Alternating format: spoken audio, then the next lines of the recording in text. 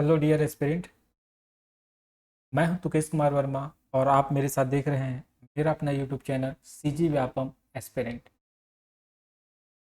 हम जो है अपने इस चैनल के माध्यम से अमीन पटवारी की तैयारी कर रहे हैं, जैसा कि आपको मालूम है। और उसके रिगार्डिंग हम जो है छत्तीसगढ़ पंचायती राज का जो सीरीज़ है उसको कंप्लीट कर लिया है। ठीक है, आज से हम जो है प्रैक्टिस सेट करेंगे, साथ ही हम जो है छत्तीसगढ़ का भूगोल भी स्टार्ट करेंगे। ठीक है, तो ये अमीन पटवारी के लिए प्रैक्टिस सेट है जिसके माध्यम से आप अपना तैयारी को बेहतर बना सकते हैं। इसमें सभी सब्जेक्ट जो है कवर किया जाएगा। ठीक है, हर दिन सेट में आपको अलग अलग क्वेश्चन देखने को मिलेगा। जैसे कि आज के सेट में आपको हिंदी का क्वेश्चन देखने को मिलेगा, भूगोल का क्वेश्चन देखने को मिलेगा, और साथ ही आपका जो इकोनॉमिक्स का क्वेश्चन है वो देखने को मिलेगा। ठीक है, इसके बाद जो भी प्रैक्टिस सेट आएगा उसमें आपको अन्य जो सब्जेक्ट है उसका भी क्वेश्चन जो है आपको देखने को मिलेगा। ये बेसिकली क्या है कि आपका जितना भी एग्जाम है 2017 से लेके अभी 2025 तक जितना भी एग्जाम हुआ है, सबका जो क्वेश्चन पेपर है ना, उसमें जहाँ से क्वेश्चन लगातार पूछा गया है ऐसे क्वेश्चन को उठाया गया है, साथ ही उस एरिया को कवर किया गया है जहाँ से क्वेश्चन आने की संभावना है। ठीक है, चलिए आज की क्लास स्टार्ट करते हैं। आपको समझ आ जाएगा कि ये जो प्रैक्टिस सेट है किस तरह से होने वाला है। ठीक है, इसमें नंबर ऑफ क्वेश्चन जो है 20 रहेगा, लेकिन उसका एक्सप्लेनेशन ऐसा रहेगा कि वो आप लगभग 100 क्वेश्चन के बराबर जो है आप उसको समझ सकते हैं। ठीक है, तो चलिए स्टार्ट करते हैं। पहला क्वेश्चन है, गणतंत्र का विलोम शब्द है। ठीक है, हिंदी का क्वेश्चन चल रहा है, 10 क्वेश्चन हिंदी का रहेगा। तो गणतंत्र का विलोम शब्द है प्रजातंत्र, लोकतंत्र, राजतंत्र, इनमें से कोई नहीं। तो हम समझते हैं गणतंत्र क्या होता है। गणतंत्र का अर्थ होता है कि जिसका जो मुखिया है, जिसका जो प्रमुख होता है ना, किसी भी देश का प्रमुख। ठीक है, प्रमुख को कौन चुनेगा? प्रमुख चुनेगा जनता के द्वारा। किसके द्वारा? जनता के द्वारा। जनता के द्वारा जिनका प्रमुख को चुना जाता है, ठीक है, जनता के द्वारा या जनता के प्रतिनिधित्व के द्वारा, है ना। जनता के जो प्रतिनिधि होते हैं, जनता जिसको चुनती है, उसके बाद जो है मुखिया का चुनाव होता है। कहने का मतलब जिसमें जहाँ जिस भी देश में क्या होता है, वोटिंग होता है ना, जिस जनता के द्वारा सरकार बनाई जाती है उसको क्या बोलते हैं? गणतंत्र। ठीक है, राजतंत्र का मतलब क्या है? राजतंत्र का मतलब ऐसा शासन जहाँ का मुखिया क्या हो? राजा हो। मतलब वो वंशानुक्रम चलते आता है। ठीक है, मतलब उसका बेटा, फिर उसका बेटा, फिर उसका बेटा। ठीक है, जैसे कि हमारा छत्तीसगढ़ जब अंग्रेजों के अधीन था, है ना, उस समय आप पढ़ते हैं जैसे काकती वंश पढ़ते हैं। ठीक है, तो आप जो है प्रवीर भंजदेव वगैरह बस्तर में आप जो है शासक पढ़ते हैं ना, तो वो जो है क्या है, उस प्रकार से राजाओं का शासन होता था। ठीक है, जब आप इतिहास पढ़ते हैं तो राजाओं का जैसे शासन चलता था, मगध साम्राज्य जब पढ़े हैं तो राजाओं का शासन चलता था।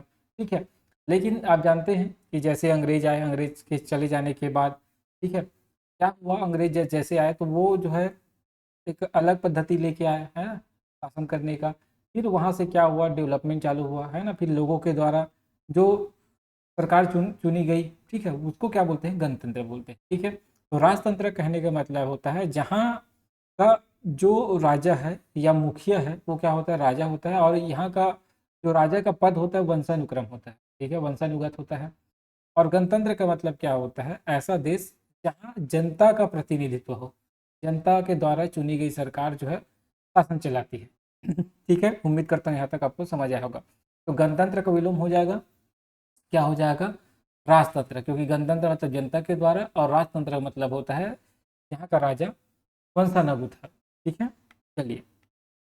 और गणतंत्र शब्द का विलोम क्या होगा? राजतंत्र होगा, जैसे कि आपको बताया। गणतंत्र शब्द का अर्थ होता है ऐसी राष्ट्र जिसकी सत्ता जन साधारण में समाहित हो, है ना। राजतंत्र शब्द का अर्थ है राजा का शासन, राजा द्वारा शासन। विलोम जो किसी भी शब्द, एक शब्द के विपरीत अर्थ को व्यक्त करते हैं उसको क्या बोलते हैं? विलोम करते हैं। कुछ शब्द आपको याद रखना है, जैसे एक तंत्र का क्या होगा? बहुतंत्र। स्वतंत्र का क्या होगा? परतंत्र। इसको पूछा जाता है ना, इंपॉर्टेंट है। आकांक्षी का क्या होगा? अनाकांक्षी। इकरार का क्या होगा? इनकार। इकरार करना, इनकार करना, ये दोनों शब्द एक ही जैसा लगता है, हाँ रखेंगे। ठीक है, इसीलिए जो शब्द थोड़ा सा कठिन है और जिसका जो विलोम शब्द है वो थोड़ा सा कंफ्यूजन क्रिएट करता है, ऐसे शब्दों को मैं लिया हूँ। ठीक है, जैसे उज्जवल का क्या होता है? चमकना। तो धूमिल, है ना, इसका क्या हो जाएगा? धूमिल। एकमत। एकमत का क्या होगा? मतभेद। एक मत नहीं है, है ना, सबके में मतभेद। कठोर का कोमल हो जाएगा। खिन्नता का हो जाएगा प्रसन्नता, गंधीला का हो जाएगा सुगंधित, और गुजारिश का हो जाएगा हिमाकत। ये कुछ शब्द है जिसको आपको याद रखना है, एग्जाम में पूछा जाता है। ठीक है, चलिए अब क्वेश्चन 2 देखते हैं। नमिता की कतरनी सी जबान चल रही थी, नमिता की कतरनी सी जबान चल रही थी, तभी अमिता ने उसके साथ कुछ कानाफूसी की। इसे सुनकर नमिता की बोलती बंद हो गई, नमिता की बोलती बंद हो गई, है ना, नमिता की बोलती बंद हो गई, आंखें पथरा गई और चेहरे की रंगत उड़ गई। इस उदाहरण में मुहावरा की कुल संख्या है, अगर देखा जाए तो इसमें कितनी संख्या है, 4। देखो, कतरनी सी जुबान चलना, कतरनी सी जबान चलना मतलब कुछ भी बोल देना किसी को, कतरनी सी जुबान चलना, है ना, कुछ भी बोल देना। और उसके बाद नमिता की बोलती बंद करना, बोलती बंद करना इसमें, है ना, बोलती बंद हो गया। आंखें पथरा जाना, आंखें पथरा जाना, चेहरे की रंगत उड़ना। ठीक है, याद रखना दोस्तों। आपको एक ट्रिक मैं बताता हूँ, जब भी मुहावरा के बात आएगा ना, तो लास्ट में ना शब्द आएगा, ना, ध्यान रखना। अधिकतर, है ना, ऐसे तो हमेशा नहीं होगा, लेकिन मोस्टली केस में ना शब्द आएगा। जैसे कतरनी सी जबान होना, है ना, नमिता की बोलती बंद होना, आंखें पथरा जाना, चेहरे की रंगत उठना। ठीक है, सब में ना आ रहा है ना। तो आप देखें कितना, 1 2 3 4 कितना है इसमें, मुहावरों की कुल संख्या 4। ठीक है, मुहावरों की कुल संख्या कितनी, 4। इसका सही आंसर क्या हो जाएगा, 4। चलिए, मुहावरा क्या होता है? मुहावरा ऐसा शब्द आप बोल सकते हैं जो वाक्य में प्रयोग करेंगे तभी उसका सही अर्थ आपको मालूम होगा। ठीक है, वाक्य में प्रयोग के बिना उसका सही अर्थ आप नहीं जान सकते। मतलब कहने का मतलब होता है एक वाक्यांश होता है। क्या होता है?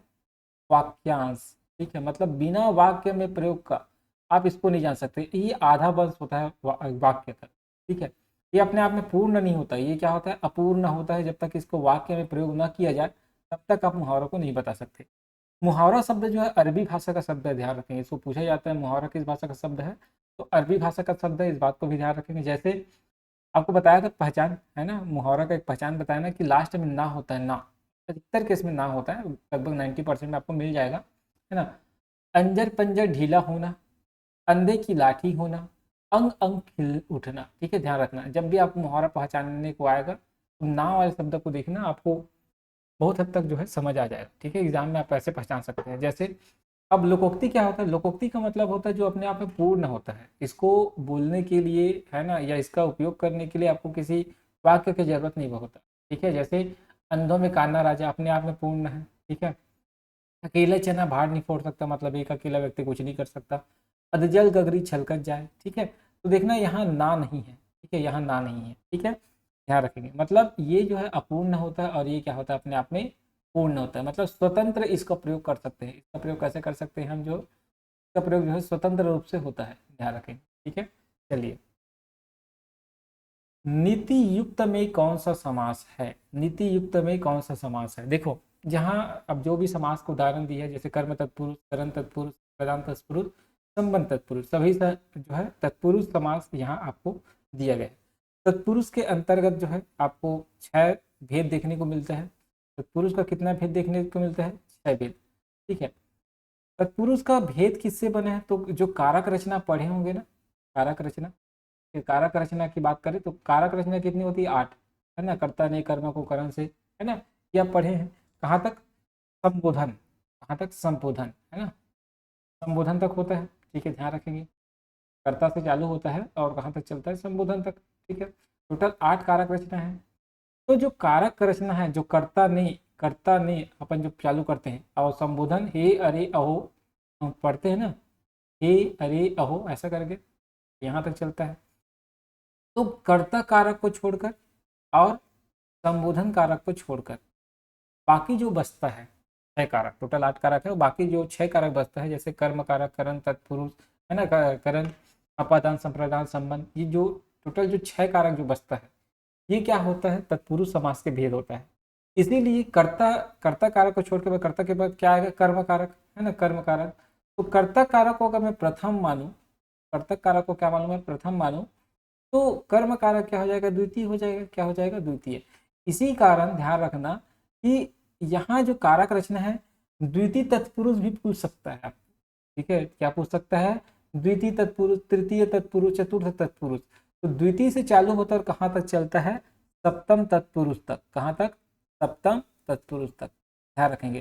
तो द्वितीय तत्पुरुष कहने का मतलब है कर्म तत्पुरुष, है ना। तृतीय तत्पुरुष, है ना, कर्ता ने कर्म को करण से, है ना, ये तृतीय तत्पुरुष, ध्यान रखेंगे।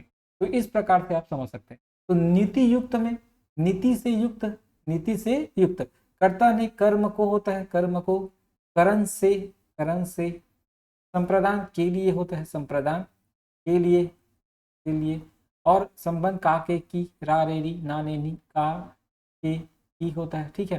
तो नीति युक्त मतलब नीति से युक्त करण तत्पुरुष होगा इसका आंसर, नीति से युक्त करण तत्पुरुष। चलिए डिटेल में और जानते हैं इसको, ठीक है।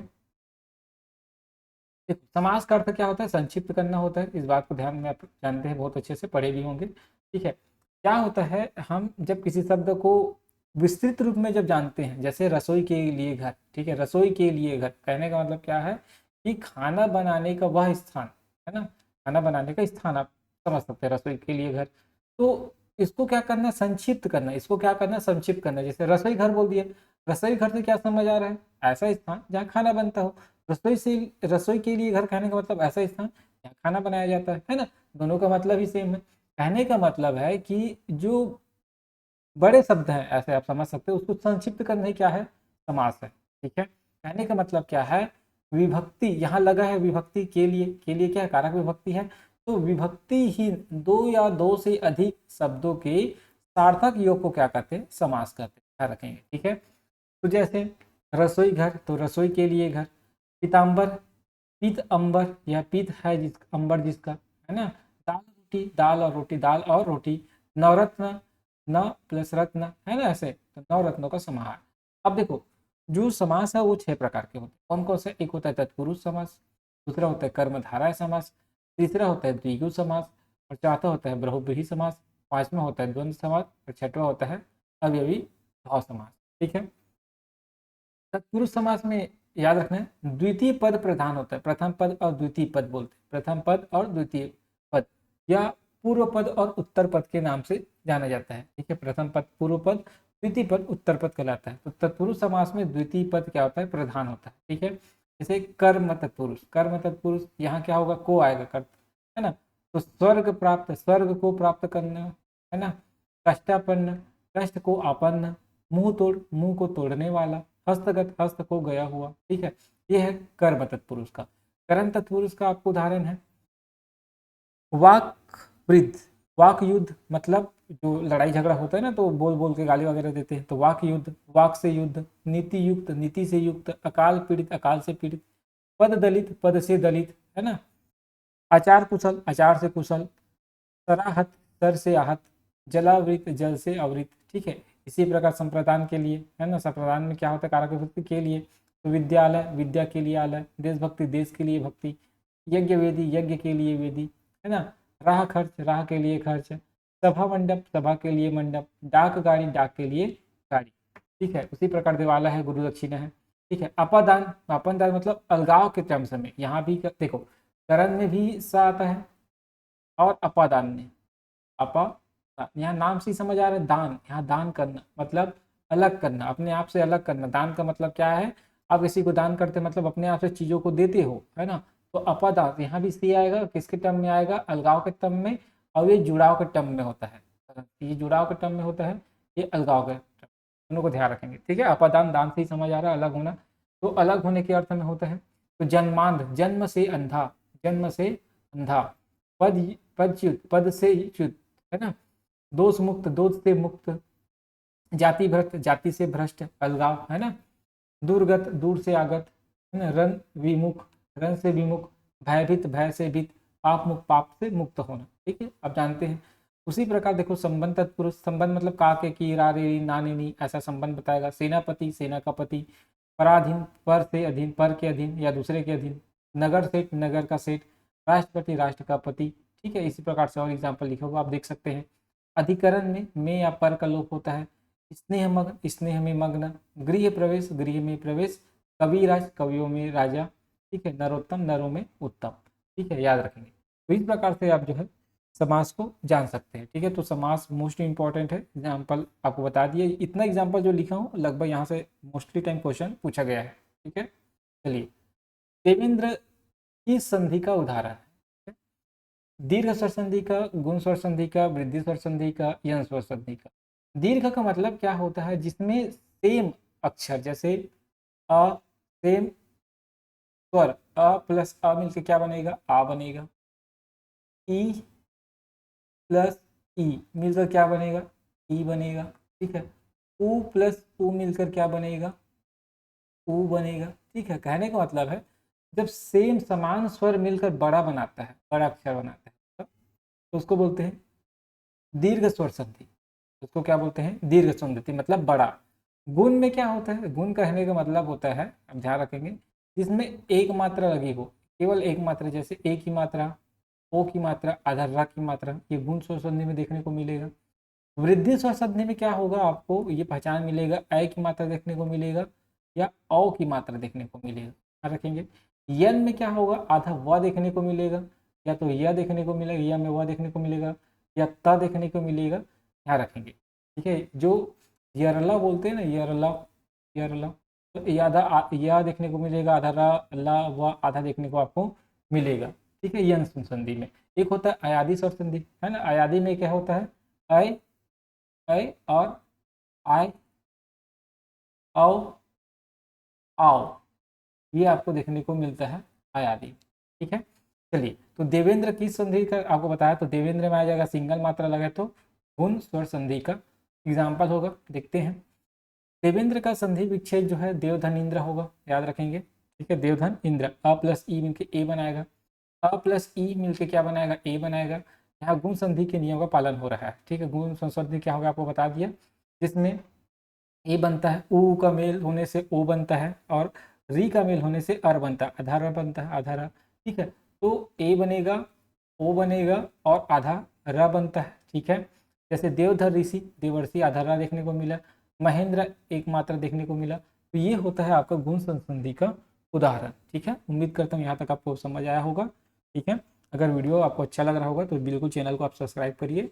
आपको बहुत बेहतरीन कंटेंट धीरे से आपको देखने को मिलेगा मेरे चैनल पे। लगातार जो है वीडियो अब मैं आपके लिए लेकर आ रहा हूँ, तो आपसे भी मैं एक्सपेक्ट करता हूँ कि आप मेरे चैनल को सब्सक्राइब करेंगे, क्योंकि बहुत सारे लोग यहाँ लगभग 70% लोग वीडियो को तो देखते हैं, ठीक है, उनका काम निकल जाता है और चैनल को सब्सक्राइब नहीं करते हैं। तो दोस्तों, आप मेरा भी मोटिवेशन बना के रखेंगे तो मुझे भी अच्छा लगेगा, ताकि मैं आपके लिए वीडियो लेकर आऊँ। मुझे भी पता चलेगा कि आप मेरे वीडियो को देखने में इंटरेस्टेड हैं। ठीक है। और इसी वजह से मुझे आपके लिए वीडियो बनाने का इच्छा हो। ठीक है। तो अगर आप इसका पीडीएफ चाहते हैं तो टेलीग्राम को ज्वाइन कर लीजिए, है ना। पीडीएफ आपको ज़रूर मिलेगा, है ना। हो सकता है अपलोड करने में 1-2 दिन का समय मिलेगा, लगेगा, लेकिन आपको पीडीएफ मैं सबका प्रोवाइड कराते जाऊँगा, क्योंकि एक अकेला काम करना पड़ता है, टाइपिंग भी, वीडियो बनाना भी, है ना, पीडीएफ डालना भी, सब काम अकेला करना होता है, इसीलिए थोड़ा सा समय लग सकता है। बट आपको से वादा है कि इस सबका पीडीएफ आपको धीरे धीरे टेलीग्राम में उपलब्ध हो जाएगा। आपके एग्जाम से पहले सब पीडीएफ आपको प्राप्त हो जाएगा। ठीक है। तो लगातार आप मेरे साथ बने रहें। चलिए, सार्वनामिक विशेषण के कितने भेद होते हैं, 1, 2, 3, 4। देखो, अगर हम बात करें सार्वनामिक विशेषण के, वैसे सार्वनामिक विशेषण की अगर बात करें ना, तो मूल रूप से ना 6 होते हैं, 6 भेद। ठीक है। अब कुछ लोग बोलेंगे कि सर 6 है, ऑप्शन में तो नहीं है।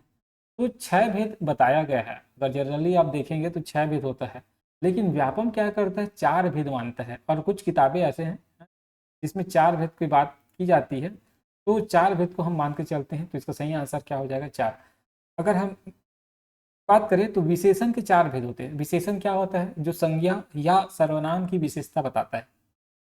विशेषण किसकी विशेषता बताएगा, संज्ञा या सर्वनाम की जो विशेषता बताते हैं उसको हम क्या बोलते हैं, विशेषण कहते हैं। विशेषण की 4 भेद होते हैं, गुणवाचक विशेषण, संख्यावाचक विशेषण, परिणामवाचक विशेषण और सर्वनामिक विशेषण। गुण जिसमें गुण की बात होता है, संख्या जिसमें संख्या के बारे में बात होगा, परिमाण जिसमें नापतोल का बात होगा, और सर्वनामिक विशेषण। ठीक है। अब याद रखेंगे इसके भी और भेद हैं, 2-2, 3-3 भेद इसके भी होते हैं। ठीक है। उसको हम बाद में देखेंगे जब विशेषण टॉपिक पढ़ेंगे। तो अभी आपको याद रखना है, जो सर्वनामिक विशेषण होता है ना, ये इंपॉर्टेंट है, एग्जाम में लगातार पूछा जाता है। क्यों पूछा जाता है, इसका कारण बताता हूँ। सर्वनामिक विशेषण को ना पहचानने को पूछा जाता है लगातार। ठीक है। और सर्वनामिक विशेषण की बात करें तो सर्वनामिक विशेषण होता है 4 प्रकार का। कितने प्रकार का होता है, 4 प्रकार का। कौन कौन सा, एक होता है संकेतवाचक, और दूसरा होता है अनिश्चयवाचक, तीसरा होता है प्रश्नवाचक और चौथा होता है संबंधवाचक। अब जैसे आपको बात करूं तो मूल जो सर्वनाम होते हैं, मूल सर्वनाम कितने होते हैं? 11। मूल सर्वनाम कितने होते हैं? 11 होते हैं। कौन कौन से 11 है मूल सर्वनाम? जैसे मैं, तुम, आप, यह, वह, जो, सोई, यह, वह, वह, जो, सो, जो, तो, कोई, कुछ, कोई, कुछ, कौन, क्या, कौन, क्या। ये जो है क्या है? आपके मूल रूप से सर्वनाम है। जो मूल 11 सर्वनाम है वो यही है, ठीक है, ध्यान रखेंगे। अब इन्हीं सर्वनाम का उपयोग किया जाता है, इन्हीं सर्वनाम का उपयोग किया जाता है, तब क्या बनता है? सर्वनामिक विशेषण। अब ये जो सर्वनाम है ना, इसके रूप में उपयोग होगा, विशेषण के रूप में उपयोग होगा। कैसे उपयोग होगा? कि जब ये जो 11 सर्वनाम है, याद रखेंगे, ये जो मूल रूप से जो 11 सर्वनाम है ना, किसी संज्ञा के बदले आएगा, मतलब संज्ञा के पहले आएगा। किसके पहले आएगा? संज्ञा के पहले आएगा, तब ये किसके रूप में काम करेगा? सर्वनाम के रूप में काम करेगा। जैसे यह कुत्ता मेरा है, तो कुत्ता क्या है? संज्ञा है। कुत्ता क्या है? नाउन है, आपको दिख रहा है, नाउन है। और यह क्या है? आप जानते हैं यह जो है, देखो मूल सर्वनाम है कि नहीं है? ठीक है। अब यहाँ यह कुत्ता मेरा है बोल रहा हूँ, कहने का मतलब मैं उस कुत्ता की विशेषता बता रहा हूँ। क्या विशेषता बता रहा हूँ? कि यह जो कुत्ता है ना वो मेरा है, किसी और का नहीं है, मतलब विशेषता बता रहा हूँ, ठीक है, उस कुत्ते के। तो यह क्या है? आपका सर्वनाम। अब सर्वनाम क्या कर रहा है? विशेषता बता रहा है। किसका विशेषता बता रहा है? कुत्ते का, कुत्ते का विशेषता बता रहा है। इसीलिए क्या हो जाएगा? यह जो होगा सर्वनामिक विशेषण का, क्या कहलाएगा? सर्वनामिक विशेषण कहलाएगा। ठीक है, उम्मीद करता हूँ यहाँ तक आपको समझ आया होगा। आप कमेंट जरूर करिएगा कैसा लग रहा है वीडियो। ठीक, चलिए। द्विकर्मक क्रिया कितने कर्म वाली होती है? देखो यहाँ नाम लिखा भी है, द्विकर्मक क्रिया कितने कर्म वाली होती है, एकदम सरल सा क्वेश्चन। तो भैया द्विकर्मक क्रिया जो है 2 कर्म ही होगा, ध्यान रखेंगे। कितने कर्म होगा? 2 कर्म। अब देखो इसको समझना है, 2 कर्म कैसा होगा? इसमें ना याद रखेंगे, एक कर्ता होगा, ध्यान रखेंगे, कर्ता होगा एक, उसके बाद कर्म होगा, फिर कर्म होगा। कैसा होगा? कर्म, कर्म, ठीक है। एक जो कर्म होगा ना हमेशा सजीव होगा, ध्यान रखेंगे। एक जो कर्म होगा ना कैसा होगा? हमेशा सजीव होगा। और दूसरा जो कर्म होगा ना हमेशा निर्जीव होगा। एक कर्म जो होगा हमेशा क्या होगा? सजीव होगा। दूसरा कर्म होगा वो निर्जीव होगा। जो सजीव कर्म होगा ना वो होगा गौण कर्म। क्या बोलते हैं? गौण कर्म बोलेंगे, ध्यान रखेंगे। कौन सा कर्म बोलेंगे? गौण कर्म।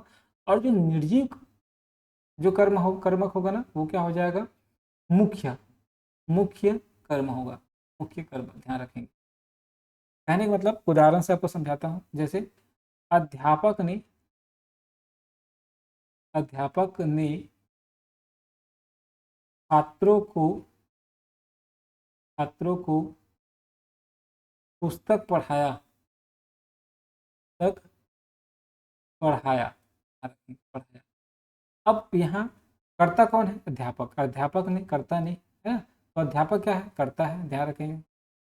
कर्ता ने क्या किया? कर्म किया। क्या कर्म किया? छात्रों को पढ़ाने का। किसको पढ़ाने का? छात्रों को। क्या पढ़ाने का? पुस्तक पढ़ाने का। मतलब 2 कर्म कर रहा है। तो ये छात्र है ना क्या है? सजीव है। क्या है? सजीव कर्म है। छात्र के ऊपर भी काम कर रहा है, पुस्तक के ऊपर भी, पुस्तक को पढ़ा रहा है, तो सजीव कर्म है ये सजीव कर्म है। और पुस्तक जो है क्या है? निर्जीव कर्म है, निर्जीव कर्म है। और ये क्या होगा? प्रमुख होगा। यही जो निर्जीव का कर्म है ना यही प्रमुख होता है। और ये जो होता है गौण होता है। क्या होता है? गौण होता है, ध्यान रखेंगे। तो एक हमेशा सजीव होगा और एक हमेशा क्या होगा?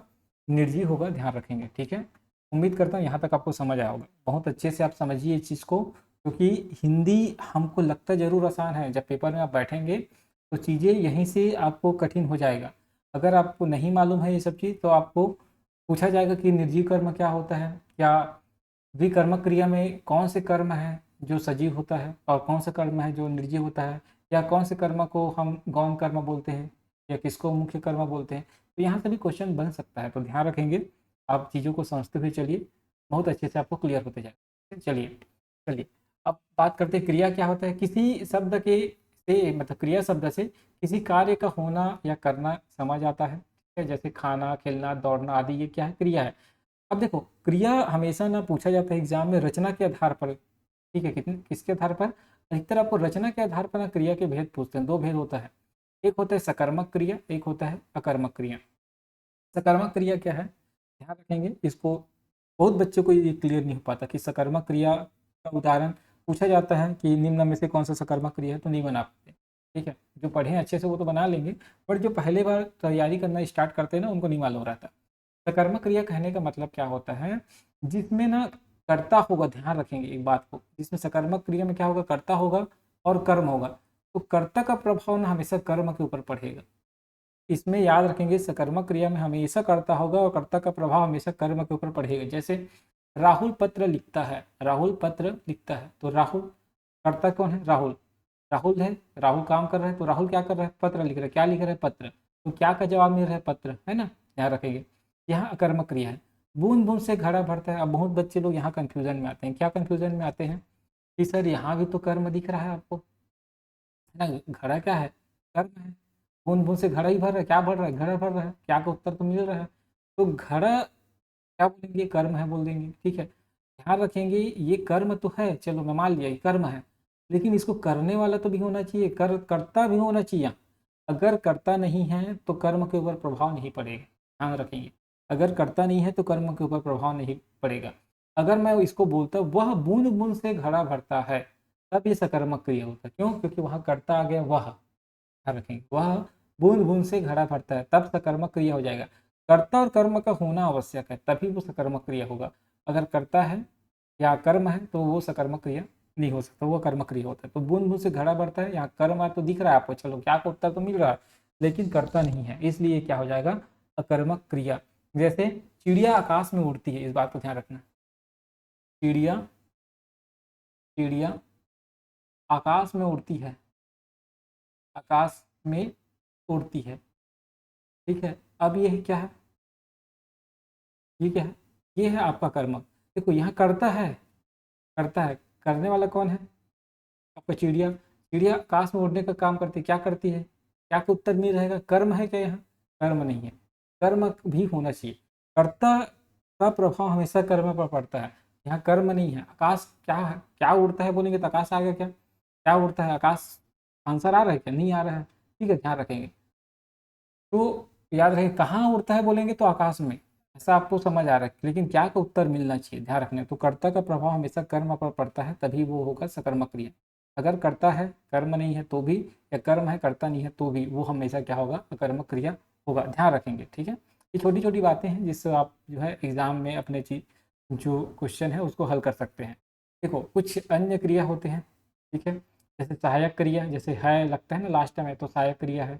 पूर्णकालिक क्रिया, नाम बोधक क्रिया। पूर्णकालिक क्रिया कहने का मतलब है एक क्रिया खत्म होने के बाद दूसरा क्रिया, जैसे वह खाना खाया फिर पढ़ाई करने बैठा, ठीक है, एक काम पूरा हो गया खाना खाने का, फिर पढ़ाई करने का काम चालू हुआ, नाम बोधक क्रिया। द्विकर्मक क्रिया, ये अन्य भेज में आता है। संयुक्त क्रिया, ठीक है, क्रियार्थक क्रिया, एक क्रिया के बाद दूसरा क्रिया, है ना, लगातार, इसको बोलते क्रियार्थक। तो इसके भी भेद हैं, इसको भी डिटेल से आप चाहें तो पढ़ सकते हैं, बट ध्यान रखें उतना इंपॉर्टेंट नहीं होता, बस विकर्मा को याद रखेंगे, एक पूर्णकालिक क्रिया को याद रख सकते हैं, नाम बोधक थोड़ा सा जो मूल रूप से होता है उसको भी याद रख सकते हैं।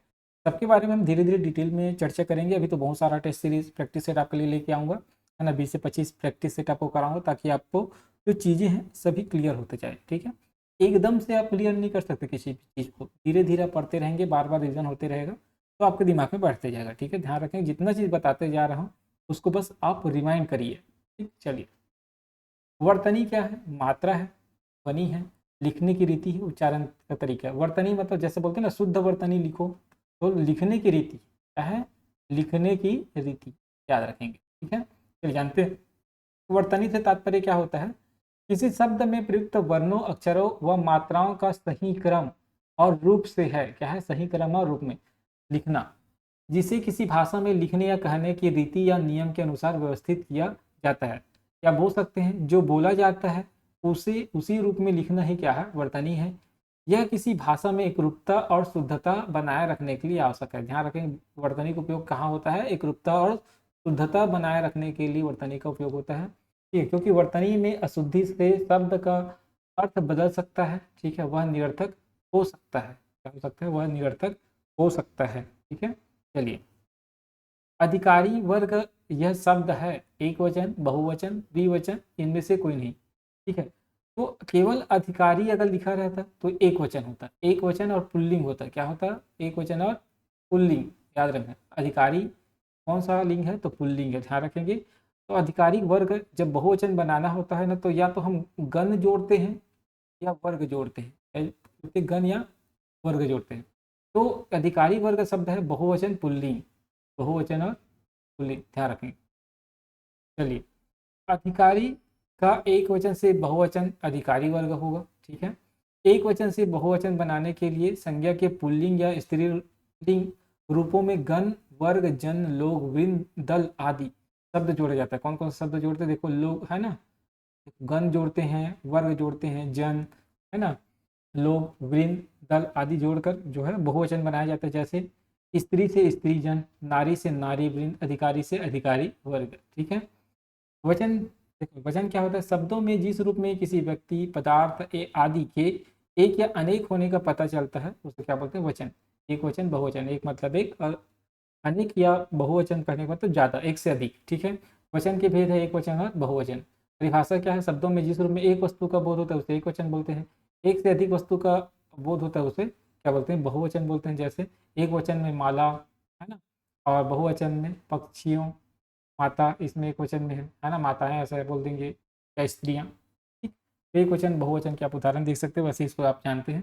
चलिए, मैं इसका वह अर्थ नहीं लगाता जो कि आप लगाते हैं। इस वाक्य में निम्न में से कौन सा दोष है, पदक्रम दोष, अधिक पदत्व दोष, कथित पदत्व दोष, कोई दोष नहीं। देखो, अगर मैं इसको ना अगर बात करूं, इसमें पदक्रम दोष है। कैसे पदक्रम दोष होगा, ध्यान रखेंगे। मैं इसका अर्थ मैं इसका वह अर्थ नहीं लगाता जो आप लगाते। अगर मैं ऐसा लिखता, अगर ये की को मैं हटा देता ना, इस जो लिखा है की ना, इसको मैं हटा देता, तो ये क्या होता, सही होता, ठीक है। तो इसमें पद क्रम का दोष है, पद का क्रम, पद क्रम दोष है, ठीक। चलिए, दिए गए वाक्य में मैं इसका अर्थ नहीं लगाता जो कि आप लगाते हैं में पद क्रम दोष है। ये दोष तब तक होता सही होता, ठीक है, कब सही होता, ध्यान रखेंगे। मैं इसका अर्थ वह नहीं लगाता जो आप लगाते हैं, या मैं वह अर्थ नहीं लगाता जो आप लगाते हैं, ऐसा अगर लिखा होता तो ये सही होता है, ठीक है। पदक्रम दोष मतलब क्या होता है, इस दोष में वाक्य के शब्दों का क्रम गलत होता है, जिससे वाक्य का अर्थ बदल जाता है या अटपटा लगने लगता है, ठीक है। ध्यान रखेंगे, उसको क्या बोलेंगे, पदक्रम दोष, ठीक। चलिए, आल्पिन किस भाषा का शब्द है, हिंदी का, अंग्रेजी का, पुर्तगाली का, चीनी का। आल्पिन कहीं कहीं आपको ना अंग्रेजी भाषा का भी शब्द देखने को मिलेगा, ठीक है। बहुत लोग बोलेंगे सर ये कैसे आप बोल रहे हैं। देखो, हम आल्पिन को जरूर बहुत, अगर देखे जाए तो पुस्तक में जो है क्या लिखा रहता है, पुर्तगाली शब्द लिखा रहता है, लेकिन कुछ जगह आल्पिन को अंग्रेजी भाषा का शब्द माना जाता है। इस बात को भी ध्यान रखेंगे, ठीक है। तो कहीं कहीं ये भी दे दिया आपको, पुर्तगाली एवं अंग्रेजी ऐसा दे दिया, तो क्या करेंगे आप, कंफ्यूजन में आ जाएंगे, ठीक है। इसलिए याद रखेंगे, कहीं कहीं अल्पिन को अंग्रेजी में भी लिखा जाता है, अंग्रेजी भाषा का शब्द माना जाता है। वैसे तो इसको व्यापम जो है पुर्तगाली शब्द माना है, और बहुत सारे एग्जाम में इसको पुर्तगाली शब्द ही माना जाता है, ठीक है, ध्यान रखेंगे। लेकिन आपको कुछ बुक में अंग्रेजी भाषा का शब्द भी देखने को मिलेगा, तो उसमें कोई दो राय नहीं है, कोई गलती नहीं है। अगर आपको दे दिया जाए पुर्तगाली एवं अंग्रेजी करके तो वही सही होगा, तो ध्यान रखेंगे। अंग्रेजी क्या होता है, अंग्रेजी शब्द क्या होता है, जिसका स्पेलिंग आप आसानी से लिख सकते हैं, ध्यान रखेंगे। इसका स्पेलिंग जो है आसानी से आप लिख सकते हैं ना, ऐसे शब्द क्या होते हैं, अंग्रेजी भाषा के शब्द होते हैं, ध्यान रखें, ठीक है। जैसे हॉस्पिटल, अस्पताल जिसको बोलते हैं ना, हॉस्पिटल, तो ये जो है क्या है, आपका अंग्रेजी भाषा का शब्द है। जैसे अल्पिन जैसे बताया आपको क्या है, ये पुर्तगाली भाषा का शब्द है, ठीक है। चलिए, अल्पिन पुर्तगाली भाषा का शब्द है। पुर्तगाली भाषा के अन्य कुछ शब्द है जिसको आपको याद रखना है, जैसे कमरा, कमरा को पूछा जाता है, कर्नल, कप्तान, काजू और काफ़ी, क से 5 नाम याद रख लेंगे। कमरा कर्नल करता है ना, या ऐसा बोल सकते हैं कर्नल का कमरा, और कप्तान, काजू, काफ़ी, 5 शब्द है क से जो इसको याद रखना है। अलमारी हो गया, आया, अल्पिन, अनानास, अचार, ये 5 शब्द और याद रख सकते हैं जो से है, पुर्तगाली शब्द है। चाबी हो गया, ठीक है। स्त्री, इस्पात, बाल्टी, तौलिया, ठीक है। गमला, गोदाम और गोभी, गमला, गोदाम और गोभी, मेज, मिस्त्री और मस्तूल। मेज, मिस्त्री और मस्तूल, ये जो कुछ शब्द है जिसको आप याद रखेंगे, क्वेश्चन हमेशा पूछा जाता है। ठीक है, खासकर आप अलमारी को याद रखेंगे, अलमीरा और आलपी। ठीक है, और इसमें से आप गोदाम, गमला याद रखेंगे, गोदाम याद रखेंगे, और मिस्त्री, मस्तूल। ठीक है, ये जो है पूछा जाता है अधिकतर है। ठीक है, चलिए आर्थिक समृद्धि, अब जो है इंडियन इकोनॉमिक्स का क्वेश्चन आ गया। आर्थिक समृद्धि का अभिप्राय है सकल घरेलू उत्पाद के मूल्य की वृद्धि दर पर, विशुद्ध घरेलू उत्पाद के मूल्य की वृद्धि दर, प्रति व्यक्ति आय में वृद्धि, प्रति व्यक्ति सकल घरेलू उत्पाद मूल्य में वृद्धि दर। तो आर्थिक समृद्धि का अर्थ है प्रति व्यक्ति आय में वृद्धि दर, प्रति व्यक्ति आय में वृद्धि दर, तो उसको बोलेंगे आर्थिक समृद्धि। ठीक है, चलिए समझते हैं इसको। आर्थिक समृद्धि की परिभाषा देखते हैं। आर्थिक समृद्धि से मतलब किसी समय अवधि में किसी अर्थव्यवस्था में होने वाली वास्तविक आय में वृद्धि। वास्तविक आय में वृद्धि किसका होगा? व्यक्तियों की। वहाँ जो व्यक्ति है उसकी आय बढ़ेगा तभी तो समृद्धि होगी ना। तो वास्तविक आय में वृद्धि है। सामान्य रूप से यदि किसी देश की सकल घरेलू उत्पाद और प्रति व्यक्ति आय में वृद्धि होती है, किसमें? जीडीपी में, और प्रति व्यक्ति आय में वृद्धि होती है, तो उसको कहा जाता है उस देश में आर्थिक समृद्धि क्या हो रही है? हो रही है। ठीक है, अब आर्थिक विकास क्या होता है? विकास मतलब आर्थिक विकास की परिभाषा आर्थिक समृद्धि से व्यापक है, उससे बड़ा है। क्या बड़ा है? इस टर्म में बड़ा है, इसको समझते हैं। आर्थिक विकास क्या होगा? किसी देश के सामाजिक, सांस्कृतिक, आर्थिक, गुणात्मक एवं मात्रात्मक सभी परिवर्तनों से संबंधित होगा। किससे किससे?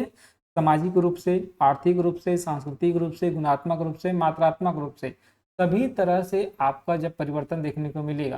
किसी व्यक्ति के पास पैसा आएगा, ठीक है, तो उसका कपड़ा पहनने का ढंग बदलेगा, उसका खाना खाने का तरीका बदलेगा, वो अच्छी चीज़ें खाएगा। ठीक है, उसके शरीर में जो है आपको बदलाव देखने को मिलेगा, उसके रहने के स्थान में बदलाव देखने को मिलेगा, उसके एजुकेशन में आपको बदलाव देखने को मिलेगा। तो कहने का मतलब है कि व्यक्ति की प्रति व्यक्ति आय जब बढ़ेगा, उसके पास पैसा जब आना स्टार्ट हो जाएगा, तो उसका डेवलपमेंट भी स्टार्ट हो जाएगा। समझ रहे हो? इसीलिए बोला जाता है कि किसी विकास मतलब आर्थिक विकास मतलब किसी देश के सामाजिक, सांस्कृतिक, आर्थिक, गुणात्मक और मात्रात्मक परिवर्तन है। ठीक है, सभी प्रकार के इसमें परिवर्तन की बात होती है। इसका प्रमुख लक्ष्य क्या होता है? कुपोषण को हटाना। कुपोषण, बीमारी, निरक्षरता, बेरोजगारी को खत्म करना ही क्या है? आर्थिक विकास है। समृद्धि का मतलब क्या होता है? कि जीडीपी, किसी भी देश की जीडीपी और प्रति व्यक्ति आय में वृद्धि, वो होता है आर्थिक समृद्धि। और आर्थिक विकास कहने का मतलब है कि लोगों के पास जब पैसा आएगा तो ओवरऑल उसका जो डेवलपमेंट होगा, उसका से बीमारी दूर होना, है ना, उसका जो निरक्षरता है वो दूर होना, बेरोजगारी खत्म होना, ये सब क्या है? आर्थिक विकास के अंतर्गत है। ठीक है, चलिए भारत की कार्यशील जनसंख्या का 70% या 70% खाली स्थान में संलग्न है। प्राथमिक क्षेत्र, द्वितीय क्षेत्र, तृतीय क्षेत्र, इनमें से कोई नहीं। देखो भारत का ना जो 70% जो जनसंख्या है वो एग्रीकल्चर में कार्यरत है। इसमें एग्रीकल्चर में कार्यरत होते हैं, ध्यान रखते हैं। एग्रीकल्चर मतलब कृषि के क्षेत्र में कार्य करते हैं। ठीक है, अब कृषि जो किसके अंतर्गत आएगा? प्राथमिक क्षेत्र। प्राथमिक क्षेत्र का मतलब है कि जमीन से जुड़ा हुआ, ध्यान रखेंगे, है ना, एक सामान्य टर्म्स में अगर याद रखना चाहें आप तो जमीन, है ना, प्राथमिक क्षेत्र का मतलब जो जमीन से या भूमि से जुड़ा हुआ होता है उसको हम बोलेंगे प्राथमिक क्षेत्र। ठीक है, ध्यान रखेंगे। द्वितीय क्षेत्र कहने का मतलब होता है, देखो प्राथमिक क्षेत्र ना क्या होगा? एक कच्चा माल होगा हमेशा। क्या होगा? कच्चा माल जो उपयोग किया जाएगा द्वितीय क्षेत्र में। इसमें उपयोग किया जाएगा द्वितीय क्षेत्र में। द्वितीय क्षेत्र में उद्योग वगैरह आएगा, तो उसी प्राथमिक क्षेत्र का उपयोग करके द्वितीय क्षेत्र में प्रयोग किया जाता है और यहाँ से क्या बोलते हैं? फाइनल प्रोडक्ट बनता है। क्या बनता है? फाइनल प्रोडक्ट बनता है। अब इसी फाइनल प्रोडक्ट को पहुँचाने के लिए जिस सेवाएं का उपयोग हम करते हैं वो उसको बोलते हैं तृतीय क्षेत्र। सेवाएं लगेगा, है ना, मतलब प्रोडक्ट तो बना दिए, अब उसको सर्विस चाहिए यहाँ से वहाँ पहुँचाने के लिए, लोगों के उपयोग तक, है ना, लोगों तक पहुँचाने के लिए उसके को जो सेवाएं का जो क्षेत्र आता है ना, सर्विस सेक्टर आता है, ठीक है, उसको तृतीय क्षेत्र में लिया जाता है। सामान्यतः ऐसा आप समझ सकते हैं। ठीक है, तो भारत की कार्यशील जनसंख्या का 70% प्राथमिक क्षेत्र या कृषि क्षेत्र से जुड़े हुए रहते हैं, ध्यान रखेंगे। ठीक है, चलिए तो समझते हैं भारत की कार्यशील जनसंख्या का 70% से अधिक भाग प्राथमिक क्षेत्र विशेष रूप से कृषि में संलग्न है। भारत एक कृषि प्रधान देश है, आप जानते हैं। यहाँ की अधिकांश आबादी जो है पारंपरिक रूप से फसलों के उत्पादन मछली पकड़ने, मुर्गी पालन और पशुपालन जैसे कार्यों में जुड़ी है। प्राथमिक क्षेत्र, प्राथमिक क्षेत्र में वे गतिविधियां शामिल होती हैं जो सीधे प्रकृति से जुड़े हुए होते हैं, ठीक है, जैसे कृषि, वानिकी, खनन। याद रखेंगे, ये इंपॉर्टेंट है, ठीक है, कृषि, वानिकी और खनन। कृषि की महत्ता आप जानते हैं, ठीक है, भारत की आर्थिक एवं सामाजिक संरचना में कृषि का महत्वपूर्ण स्थान है। यह केवल न खाद्य सुरक्षा सुनिश्चित करती है बल्कि ग्रामीण आय का एक प्रमुख स्रोत भी है कृषि। ग्रामीण अर्थव्यवस्था, क्योंकि अधिकांश कार्यशील जनसंख्या कृषि में संलग्न है, इसलिए देश के ग्रामीण विकास के लिए कृषि क्षेत्र का विकास महत्वपूर्ण है। ठीक है, ये कुछ परिभाषा है जिसको आप पढ़ सकते हैं। ठीक, चलिए, अर्थशास्त्र का जनक इसे कहा जाता है Adam Smith, Max Muller, Karl Marx और मैक्स मूलर के बारे में आप इतिहास में पढ़े होंगे। उन्होंने ही बताया था कि कैसे जो है इतिहास में जो सभ्यता है वो ख़त्म हुआ। ठीक है, मैक्स मूलर का आप पढ़े होंगे। एडम स्मिथ क्या है? अर्थशास्त्र का जनक। एडम स्मिथ को आप जानते हैं कौन है? ये अर्थशास्त्र के जनक है। और कार्ल मार्क्स को आप जानेंगे पूंजीवादी के लिए। किसके लिए? पूंजीवादी के लिए। ठीक है, ध्यान, पूंजीवाद के लिए आप जानते हैं, ये भी इंपॉर्टेंट है, ये भी इकोनॉमिक्स से जुड़े हैं। चलिए, इसको जानते हैं। तो इसका अर्थशास्त्र का जनक माना जाता है एडम स्मिथ को। आधुनिक अर्थशास्त्र का जनक कहा जाता है एडम स्मिथ को। उनका काम क्या था? एक औद्योगिक समाज के भीतर नैतिकता, बाजार और पूंजीवाद के यांत्रिकरण के अवधारणाओं की व्याख्या करना। इनकी पुस्तक का नाम याद रखेंगे, वेल्थ ऑफ नेशन, है ना, इसको पूछा जाता है। तो एडम स्मिथ की पुस्तक का नाम क्या है? Wealth of nation. इस पुस्तक में क्या है? स्वहित, प्रतिस्पर्धा, आपूर्ति, मांग और एक मुक्त बाजार में श्रम के संबंध का वर्णन है वेल्थ ऑफ नेशन में। ठीक है, कार्ल मार्क्स को याद रखेंगे। कार्ल मार्क्स या कार्ल हेनरिक मार्क्स एक क्रांतिकारी समाजशास्त्री, अर्थशास्त्री हैं। उन्होंने दास कैपिटल पुस्तक लिखी थी, ध्यान रखें, दास कैपिटल पुस्तक लिखी थी। ठीक है, ये जो है ये किस पे तर्क दिया था? पूंजीवाद के ऊपर। पूंजीवाद का जनक आप समझ सकते हैं इसको। पूंजीपतियों के पास कारखाना में निवेशित पूंजी का स्वामित्व था और पूंजीपतियों का लाभ श्रमिकों द्वारा उत्पादित किया जाता था। ठीक है, इसको समझने की जरूरत नहीं है, बस याद रखेंगे कार्ल मार्क्स, पुस्तक का नाम दास कैपिटल और पूंजीवाद का जनक। अब इसको समझ सकते हैं। ठीक, चलिए, भारत में खाली स्थान है समाजवादी अर्थव्यवस्था, पूंजीवादी अर्थव्यवस्था, मिश्रित अर्थव्यवस्था, संयुक्त मुक्त अर्थव्यवस्था। समाजवादी अर्थव्यवस्था कहने का मतलब होता है, सोशल इकोनॉमिस्ट कहने का मतलब क्या होता है? इसका मतलब होता है कि जहाँ सभी डिसीजन या कोई भी कार्य किसके द्वारा किया जाता है? लोगों का कल्याण का कार्य किसके द्वारा किया जाएगा? या किसी वस्तु का मूल्य डिसाइड करने का काम कौन करेगा? सरकार जब करती है। कौन करती है? सरकार। मेन रोल किसका होता है? सरकार का होता है। तो इसको बोलते हैं हम समाजवादी। पूंजीवादी कहने का मतलब होता है ये प्राइवेट लोग सभी चीज़ का निर्धारण जब करते हैं, निजी स्वामित्व होता है। क्या होता है? निजी स्वामित्व जब होता है। ठीक है, इसको बोलते हैं हम पूंजीवादी। इसमें इसका मकसद केवल लाभ कमाना होता है। इसका मतलब क्या? मकसद हमेशा ज़्यादा से ज़्यादा लाभ कमाना। मिश्रित अर्थव्यवस्था में सरकार और निजी दोनों का बराबर भूमिका, लगभग सरकार और निजी क्षेत्र का। इसको बोलते हैं मिश्रित अर्थव्यवस्था। ठीक है, देखो, मुक्त होता है और एक बंद। बंद अर्थव्यवस्था और मुक्त है ना, खुला अर्थव्यवस्था, ऐसा आप समझ सकते हैं। बंद का मतलब होता है जिसमें बाहर से किसी को आप निवेश करने के लिए इनवाइट नहीं कर सकते, वो होता है बंद अर्थव्यवस्था। ठीक है, बंद और खुला अर्थव्यवस्था आप समझ सकते हैं। खुला अर्थव्यवस्था कहने का मतलब है जहाँ बाहर का देश आके जो है आप निवेश करता है, उसको बोलते हैं खुला अर्थव्यवस्था। ठीक, चलिए, समाजवादी अर्थव्यवस्था को जानते हैं। समाजवादी अर्थव्यवस्था का अर्थ उस प्रणाली से है जिसके तहत सरकार द्वारा आर्थिक प्रणाली को नियंत्रित एवं विनियमित किया जाता है। यह समाज के लोगों के लिए कल्याण और समान अवसर सुनिश्चित करता है। मतलब इसका मेन उद्देश्य होता है कि लोगों का कल्याण करना। ठीक है, समाजवादी अर्थव्यवस्था की मुख्य विशेषता इस प्रकार है: सामूहिक स्वामित्व, आर्थिक, सामाजिक और राजनीतिक समानता, आर्थिक योजना और अधिकतम समाज कल्याण। इसका मेन उद्देश्य। पूंजीवादी क्या होता है? पूंजीवादी आर्थिक प्रणाली, मुक्त बाजारों और अर्थव्यवस्था में सरकारी हस्तक्षेप की अनुपस्थिति की विशेषता है ना, ध्यान रखेंगे। मतलब कहने का मतलब है कि इसमें निजी जो व्यक्ति होते हैं उनका जो है स्वामित्व होता है, वो ज़्यादा से ज़्यादा लाभ कमाते हैं, अपना प्रोडक्ट का कीमत स्वयं निर्धारित करते हैं, उसमें सरकार जो है कुछ नहीं करती। ठीक है, दोहरी अर्थव्यवस्था कहने का मतलब, एक दोहरी अर्थव्यवस्था एक अर्थव्यवस्था के भीतर दो अलग अलग प्रकार के आर्थिक क्षेत्रों के अस्तित्व को संदर्भित करती है। ठीक है, अलग अलग आर्थिक क्षेत्रों को संदर्भित करती है। ठीक है, ध्यान रखेंगे। तो इसमें बस यही चीज़ है। ठीक है, और इसमें क्या क्या शामिल है? पूंजीवादी आधारित विनिर्माण क्षेत्र है ना, गहन कृषि, इसको याद रख सकते हो, उतना इंपॉर्टेंट नहीं है, बस समाजवादी को याद रखेंगे। पूंजीवादी क्या होता है, और मिश्रित का मतलब क्या होता है, जिसमें पूंजीवादी और समाजवाद दोनों पहलुओं को जोड़ती है, वो क्या है, मिश्रित अर्थव्यवस्था है, ध्यान रखेंगे। ठीक है, बस इतना ही चीज़ें आपको ध्यान रखना है। चलिए, द्वितीय पंचवर्षीय योजना की शीर्ष प्राथमिकता थी कृषि का विस्तार, ये तो प्राथमिक, ये आप बोल सकते पहली पंचवर्षीय,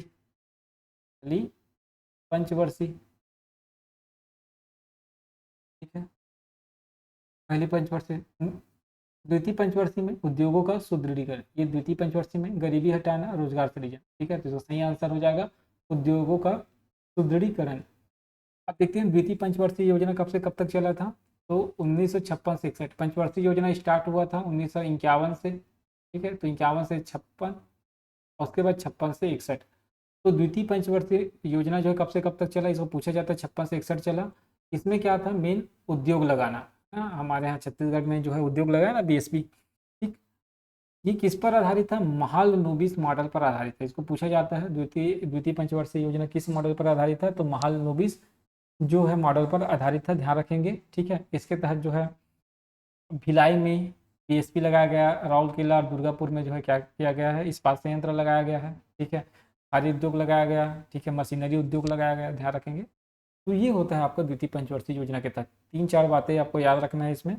इसमें द्वितीय पंचवर्षीय योजना में ज़्यादा से ज़्यादा उद्योग लगाए गए। द्वितीय पंचवर्षीय योजना 56 से लेकर 61 तक रही। इसमें तेजी से औद्योगिकरण हुआ। ये कौन से मॉडल पर आधारित है, तो यहाँ याद रखेंगे महालनोबिस मॉडल पर आधारित है, ठीक है। इसके अंतर्गत जो है द्वितीय पंचवर्षीय योजना के दौरान भिलाई, राउरकेला और दुर्गापुर में जो है सेल के द्वारा क्या किया गया, जो है प्लांट लगाया गया, ठीक है, बीएसपी जैसे लगाया ना भिलाई में, ठीक, ध्यान रखेंगे, ठीक है, मोस्ट इंपॉर्टेंट है, इतना चीज़ें आपको ध्यान रखना है, ठीक। निम्नांकित में प्राथमिक उत्पादन है कपास का उत्पादन, सूती वस्त्र का उत्पादन, शक्कर का उत्पादन, लौह और इस्पात का उत्पादन। प्राथमिक उत्पाद कहने का मतलब है जो कच्चा माल के रूप में उपयोग होता है। देखो, सूती वस्त्र बोल रहे हैं, तो सूती वस्त्र बनाने के लिए तो भाई आपको कपास लगेगा, क्या लगेगा, कपास लगेगा, कपास कच्चा माल होगा। शक्कर बनाने के लिए गन्ना लगेगा, गन्ना कच्चा माल होगा। लौह इस्पात बनाने के लिए आपको क्या लगेगा, इसका अयस्क लगेगा, जो कच्चा इस्पात होगा, ठीक है। कहने का मतलब है कि इसमें प्राथमिक उत्पादन की बात की है तो कपास होगा, बाकी तो सेकेंडरी हो जाएगा, ठीक है, ये प्रोडक्ट बन है। सूती कपड़ा ये भी प्रोडक्ट है एक प्रकार का, ठीक है, जो कच्चे माल से निर्मित होता है। शक्कर ये फाइनल प्रोडक्ट है, ये भी फाइनल प्रोडक्ट है, ठीक है। और जो लौह इस्पात होता है ये भी फाइनल प्रोडक्ट है, ये सब प्रोडक्ट है, ठीक है। ये कपास क्या है आपका, कच्चा माल है, जिसको उपयोग करके सूती वस्त्र बनाया जाता है। तो प्राथमिक उत्पादन है कपास का उत्पादन, ठीक। तो यहाँ देख सकते हैं, ठीक है, आपका प्राथमिक क्षेत्र, द्वितीय क्षेत्र, तृतीय क्षेत्र कौन कौन से हैं, ठीक है। प्राथमिक क्षेत्र में याद रखेंगे, यह क्षेत्र वस्तुओं और सेवाओं के लिए कच्चा माल और आधार उत्पाद उपलब्ध कराने के लिए जिम्मेदार होता है। इसमें उद्योग विभिन्न रूपों में प्राकृतिक उत्पादों का उपयोग करता है। इसमें प्राथमिक और द्वितीय दोनों क्षेत्रों को सेवाएं प्रदान करता है। ये सेवा देता है हमेशा तृतीय क्षेत्र, ध्यान रखेंगे। प्राथमिक क्षेत्र का उपयोग द्वितीय क्षेत्र करता है, किसके लिए, फाइनल प्रोडक्ट बनाने के लिए। बात को भी ध्यान रखेंगे, इतने में आपको समझ आ जाएगा, ठीक है। अब इसमें तकनीक है, देखो प्राथमिक क्षेत्र में हमेशा ना पारंपरिक तकनीकों का उपयोग होता है मोस्टली, ठीक है। ये उत्पादन में अधिक विश्वसनीय तरीकों का, टेक्नोलॉजी का उपयोग करता है। अब देखिए इंडस्ट्री में नया नया टेक्नोलॉजी का उपयोग होता है। इसमें यह उद्योग समकालीन लॉजिस्टिक प्रौद्योगिकी का उपयोग करके परिचालन कार्य निष्पादित करता है, ठीक है।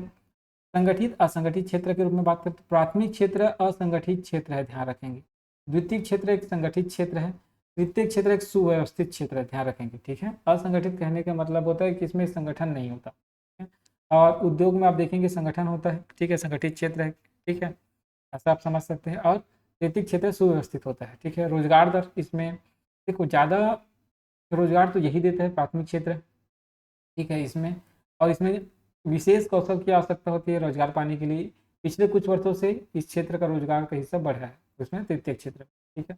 उदाहरण आप देख सकते हैं, प्राथमिक क्षेत्र में कृषि, वानिकी और खनन आता है। तृतीय क्षेत्र में आपका जो इंडस्ट्रीज वगैरह वो आता है। तृतीय में बैंकिंग, संचार और व्यापार, ये जो है तृतीय क्षेत्र के आप समझ सकते हैं, ठीक है। चलिए, मिकिर पहाड़ी किस राज्य में स्थित है। अब जो है भारत का भूगोल में आ गए, ठीक है। भारत का भूगोल का क्वेश्चन देखेंगे, 3 क्वेश्चन आपको इसका देखने को मिलेगा। मिकिर पहाड़ी किस राज्य में है, अरुणाचल प्रदेश में, असम में, सिक्किम में, त्रिपुरा में। तो जो मिकिर की पहाड़ी है ना वो असम में है, कहाँ है, असम में रखेंगे। ठीक है, चलिए देखते हैं। ये देखो मिकिर की पहाड़ी आपको असम में दिख रहा होगा, ये मिकिर की पहाड़ी है, मिकिर हिल्स ध्यान रखेंगे। ठीक है, मिकिर की पहाड़ी यहाँ से भी देख सकते हैं, यहाँ भी लिखा होगा मिकिर की पहाड़ी, ये लिखा है मिकिर की पहाड़ी। ठीक, बहुत अच्छे से जान सकते हैं मिकिर है। इधर पटकाई बूम है अरुणाचल प्रदेश। ठीक है, इधर नागा हिल्स है नागालैंड। ये सबको, ये मिजो की पहाड़ी मिजोरम में, मिजो की पहाड़ी, तो ये सबको आपको याद रखना है जो इम्पोर्टेंट है इसमें। इधर आपका अरुणाचल प्रदेश देखो, मिसमी हिल्स है, मिसमी की पहाड़ी है। ये सब आपको ध्यान रखना है, एग्जाम में पूछा जाता है। चलिए, कौन सा दर्रा सिक्किम राज्य में स्थित? ठीक है, बुर्जिल दर्रा, जो जिला दर्रा, जेलेपला दर्रा, बनिहाल दर्रा।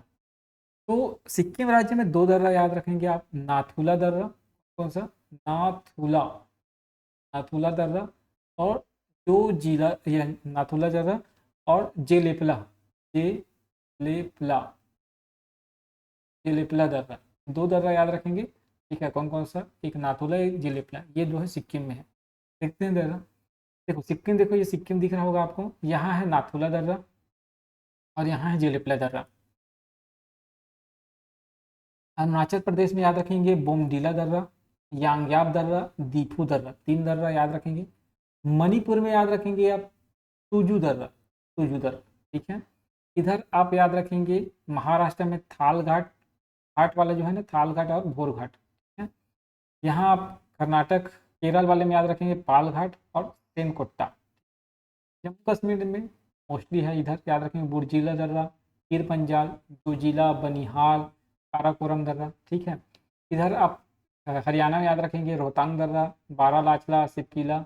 ठीक है, हिमाचल प्रदेश में, और इधर है आपका माना, माना दर्रा, नीति दर्रा, लिपू लेक दर्रा। ये कुछ दर्रा है जिसको नाम आपको ध्यान रखना है। ठीक है, मोस्ट इंपॉर्टेंट है। ठीक, चलिए इधर उत्तराखंड के दर्रा को याद रखेंगे आप, माना, नीति और लिपू लेक दर्रा। ठीक है, चलिए आगे बढ़ते हैं। शिवा समुद्रम जलप्रपात किस नदी पर है? कावेरी नदी, कृष्णा नदी, भीमा नदी, तुंगभद्रा नदी। तो शिवा समुद्रम जो है 90 मीटर इसकी ऊंचाई है। कितने मीटर ऊंचाई है? 90 मीटर ऊंचाई है। कर्नाटक राज्य में स्थित है। ठीक है, कर्नाटक राज्य में स्थित है, कावेरी नदी पर। कौन सी नदी पर? कावेरी नदी पर ये ध्यान रखेंगे। ठीक है, चलिए तो याद रखें, कुंचिकल जलप्रपात सबसे बड़ा जलप्रपात है भारत का, शिमोगा जिला कर्नाटक में वराह नदी पर। इसको याद रखना, कुंचिकल जलप्रपात भारत का सबसे बड़ा, सबसे ऊंचा जलप्रपात है, बड़ा नहीं ऊंचा, बड़ा तो हमारा चौड़ा में अगर बात करें तो चित्रकूट आता है। ठीक है, तो शिमोगा जिला कर्नाटक वराह नदी पर। जोग या गढ़सोप्पा जलप्रपात कई बार पूछा जाता है, महात्मा गांधी जलप्रपात 225 मीटर। ठीक है, शिमोगा जिला कर्नाटक में ही सारावती नदी पर है, सारावती नदी पर याद रखेंगे। कुंडू जलप्रपात याद रखेंगे, स्वर्ण रेखा नदी झारखंड पर। चुलिया जलप्रपात है आपका चंबल नदी पर राजस्थान पर। धुआंधार जलप्रपात है आपका नर्मदा नदी जबलपुर पर। ठीक है, जबलपुर नर्मदा नदी पर। एना जलप्रपात है आपका, एना नदी महाबलेश्वर के पास। शिव समुद्रम जलप्रपात है आपका कावेरी नदी कर्नाटक में, 90 मीटर है। गौतम धारा या जिसको जोन्हा जलप्रपात बोलते हैं, रारू नदी झारखंड में। सारनी जलप्रपात है शंख नदी झारखंड में। गोकाक जलप्रपात है आपका गोकाक नदी कर्नाटक में। दमस जलप्रपात है कांची झारखंड में। ठीक है, पाईकारा जलप्रपात है पाईकारा नदी नीलगिरी। और काकोलत जलप्रपात है काकोलत नदी, है ना। पुनासा जलप्रपात याद रखेंगे आपका नर्मदा नदी जबलपुर में। दूध सागर जलप्रपात है मांडवी नदी में। कुछ जलप्रपात है जिसको याद रखेंगे, पहला तो ये कुंचिकल याद रखेंगे, जोग याद रखेंगे, चुलिया याद रखेंगे, धुआंधार और हुंड्रू इधर इधर ये याद रखेंगे, शिव समुद्रम। ठीक है, और आपको याद रखना है पुनासा, और उसके बाद दूध सागर जलप्रपात। इतना जलप्रपात आपको याद रखना है, जो लगातार क्वेश्चन इससे बनता है। ठीक, चलिए कौन सा नगर निगम दो नगरों को मिलाकर बना है? कलकत्ता हुगली, मेरठ सहारनपुर, हुगली धारवाड़, उपरोक्त में कोई नहीं। ठीक है, तो कौन सा नगर निगम दो नगरों से मिलकर बना है? तो हुगली धारवाड़, हुगली धारवाड़ जो है दो नगरों को मिलाकर बना है। ठीक है, चलिए देखते हैं। हुगली धारवाड़ नगर निगम दो शहरों को मिलाकर बना है, जो 1962 में 20 किलोमीटर की दूरी पर स्थित हुगली और धारवाड़ नामक दो अलग अलग शहरों को मिलाकर गठित किया गया। कब गठित किया गया? 1962 में। हुगली धारवाड़ नगर निगम 1962 में दो शहरों को, हुगली और धारवाड़ को मिलाकर गठन किया गया था। ये कर्नाटक राज्य के उत्तर पश्चिम भाग में स्थित है। कहाँ स्थित है इसको भी ध्यान रखेंगे, कर्नाटक राज्य के उत्तर पश्चिमी भाग में स्थित है। ठीक है, बस इतना ही याद रखेंगे। कलकत्ता हुगली, हुगली एक शहर है, कलकत्ता अपना नगर निगम है। दो अलग अलग संस्थाएं हैं, ध्यान रखेंगे दोनों अलग अलग है। मेरठ सहारनपुर, मेरठ और सहारनपुर दो उत्तर प्रदेश के नगर है, अलग अलग नगर निगम है। ठीक है, तो हुगली धारवाड़ को ध्यान रखेंगे। 1962 में ये 20 किलोमीटर दूर पर स्थित है, दोनों को जोड़कर बनाया गया है एक नगर निगम, ध्यान रखेंगे। ये कर्नाटक के उत्तर पश्चिम भाग में स्थित है। ठीक है, तो दोस्तों ये रहा आज का 20 क्वेश्चन। उम्मीद करता हूँ यहाँ तक आपको समझ आया होगा और इस 20 क्वेश्चन की इंपॉर्टेंस आपको समझ आएगा कि किस प्रकार से हम जो है इन प्रैक्टिस सेट को जो है कंप्लीट करेंगे। क्वेश्चन तो जरूर 20 है, लेकिन 20 क्वेश्चन होने के साथ साथ आपका जो कॉन्सेप्ट है वो क्लियर करना मेरा उद्देश्य है, क्योंकि एग्जाम में हूबहू क्वेश्चन तो नहीं आ सकता, बट अगर आप कॉन्सेप्ट याद रखेंगे तो आपको बेहतर तरीके से जो है चीज़ें समझ आएगी। हमेशा की तरह एक बार फिर बोलता हूँ, आप चैनल को सब्सक्राइब कर लीजिए, जाकर टेलीग्राम चैनल ज्वाइन कर लीजिए, पीडीएफ वहीं मिलेगा। एग्जाम से पहले तक आपको सभी पीडीएफ जो है प्रोवाइड करा दिया जाएगा, ताकि आप जो है बहुत अच्छे से रिवीजन कर पाए। ठीक है, आज के लिए बस इतना ही, धन्यवाद।